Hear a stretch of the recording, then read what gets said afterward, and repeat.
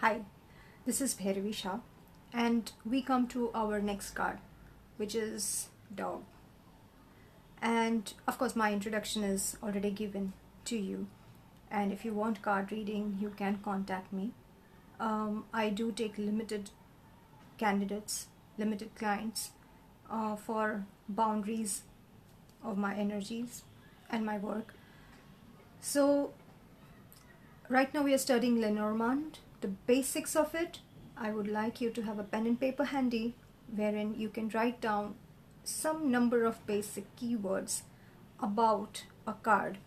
So that would help you to work with learning or starting a journey with it. Dog. Dog. We know as human beings what dog is for us, don't we? And in Lenormand, dog is a significator or symbolic to trustworthiness, friendships. A person, it can be a man or woman, a person. Mostly, many a times people consider it as a man. However, it can be either. But in terms of quality, it does show loyalty.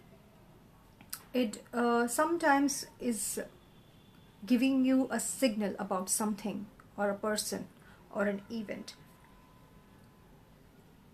If you're asking about a situation or about a job or something, dog can signify it is a friend, it is ally, a friend. It'll work for us.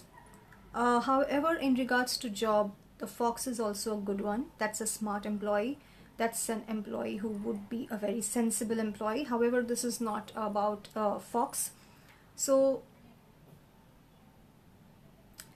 it's a positive card, and surrounding cards, which is on the basis of the closeness of the cards and how far it is from the other surrounding cards, the dog card itself, it may vary how would it manifest in your life.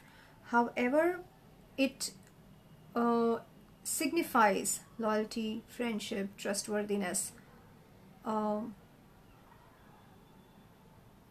So in general, if you get a dog in your reading, if in case you're practicing 2 card readings, it's a good sign, but then you have to see what other card is included.